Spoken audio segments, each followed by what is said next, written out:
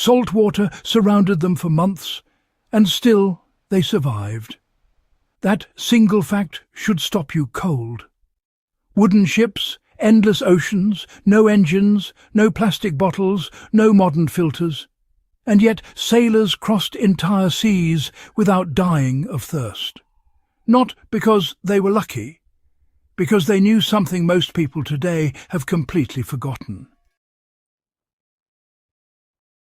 This is the story of how sailors turned the ocean against itself and extracted fresh water using nothing but heat, patience, and old-world ingenuity. Why fresh water was the real enemy at sea. Storms were dangerous. Disease was deadly. But thirst was relentless. On long voyages, fresh water spoiled fast. Barrels leaked. Algae grew. Rats fell in and died. By the 17th and 18th centuries, sailors often drank foul-smelling water mixed with vinegar or alcohol just to make it tolerable. Once the barrels ran low, the danger escalated fast. You know, a human can survive weeks without food, but only days without water. This made fresh water the most valuable resource aboard any ship, more precious than food, cargo, or even ammunition. And here's where things get interesting. Sailors didn't just rely on stored water. They had a backup, a method that worked anywhere the sun or fire existed. The forgotten principle that saved lives. The method was distillation, simple in concept, brilliant in execution. You know, salt doesn't evaporate. Water does. When seawater is heated, it turns into vapor. That vapor leaves the salt behind. And then, when it's cooled, it becomes fresh water again. No magic here, just physics. And long before modern desalination plants, sailors were already using this principle in crude but effective ways. This wasn't just theoretical knowledge, it was survival knowledge, passed down through naval tradition, merchant experience, and a fair bit of hard-earned trial and error. By the 16th century, some ships, especially naval and exploration vessels, carried simple stills. These were not refined machines. They were metal pots, kettles, or boilers placed near the galley fire. Seawater went in. Heat was applied. Steam rose through a pipe or hood. That steam cooled as it travelled, condensing into liquid. Fresh water dripped into a container. The yield was small, painfully small, but it was drinkable, and in desperate situations that was everything. This wasn't used daily. Fuel was precious, you know. The fire risk was real. But when supplies failed or voyages ran long, this method meant the difference between survival and mass death. Here's the clever part sailors figured out. Sailors learned quickly that boiling seawater directly wasted fuel, so they adapted. They reused heat. They placed stills above cooking fires. They captured condensation from lids and angled surfaces. Even the warm tropical sun became a tool. On calm days, improvised solar distillation was possible using glass, canvas and containers.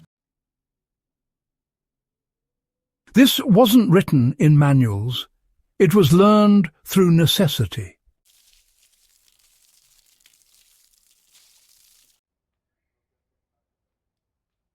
Solar distillation, before it, had a name. In lifeboat survival and shipwreck scenarios, sailors used an even simpler version of desalination. A container of seawater placed under the sun, covered with fabric or glass, allowed evaporated water to condense and drip into another container. Slow, tedious, but real. This technique appears in early 19th century maritime survival accounts and naval training guidance.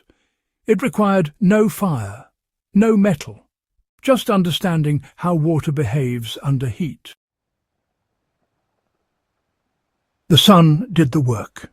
Time did the rest. Why this method faded from memory is, well, quite a story. As steamships arrived and, later engines improved, ships could carry more water and make port faster. Industrial desalination eventually replaced these old methods. Knowledge that once meant survival became obsolete. Or so it seemed.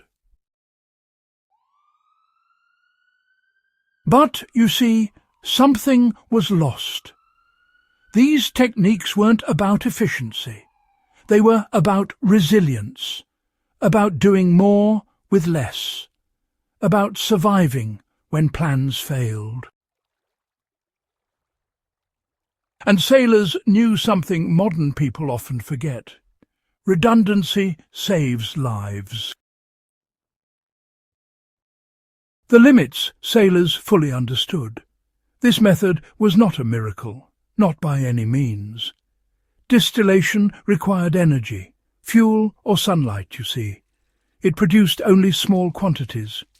It took time, sometimes more than they liked.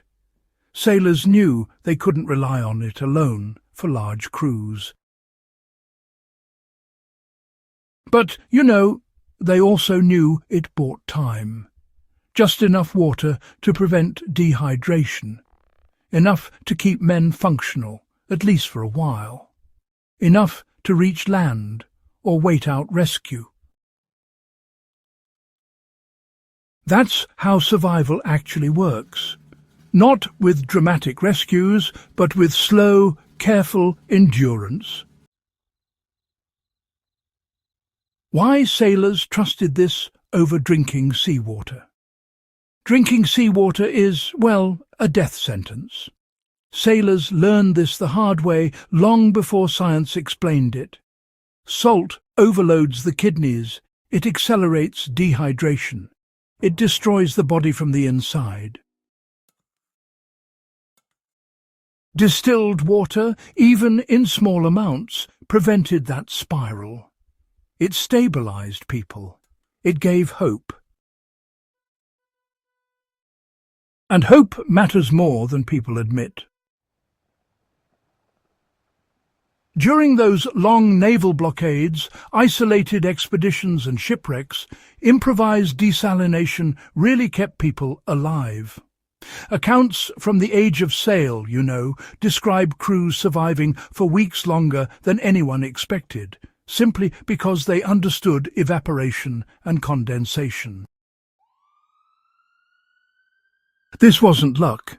It was, well, applied knowledge. Even into the early 20th century, naval lifeboat kits actually included instructions for solar stills. Not because they were efficient, but because, honestly, they worked when nothing else did.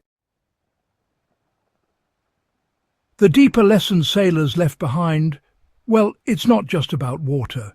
This forgotten desalination method isn't really about water at all.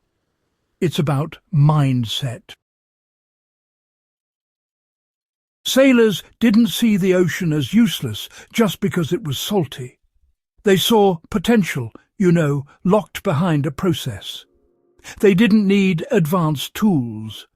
What they needed was understanding.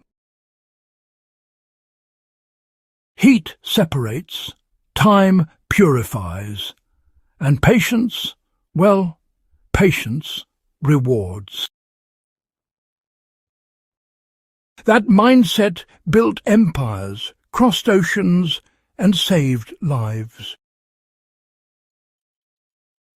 And it's exactly the kind of knowledge before modern times exists to preserve. Why this still matters today. You know, you really don't need to be lost at sea to appreciate this. The lesson applies everywhere.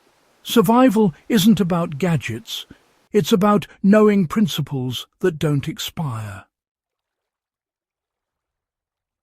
Evaporation, condensation, resourcefulness, these ideas are ancient. And, well, they still work. If this story changed how you think about survival at sea and the quiet brilliance of pre-modern sailors, then you're exactly who this channel is for. Subscribe to Before Modern Times for more forgotten techniques that once kept humanity alive, like the video if this surprised you, and share it with someone who loves history, survival, or real-world ingenuity. Because long before modern technology, knowledge was the most powerful tool on Earth. And it still is.